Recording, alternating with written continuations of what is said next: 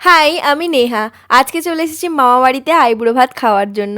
এটা আমার ৩ নম্বর আইবুড়ো ভাত। তো প্রথমেই মামাবাড়িতে এসে দেখলাম দাদু মন্দিরে গেছে, ওখানে পুজো হচ্ছে। তো আমিও বেশি দেরি না করে চলে গেছিলাম মন্দিরে।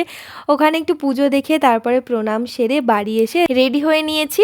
আর এই সুন্দর শাড়িটা আমাকে দিয়েছে দাদু আইবুড়ো ভাতের জন্য। আর এই শাড়িটা আমার ভীষণ পছন্দ হয়েছিল, কালারটা খুবই পছন্দের আমার।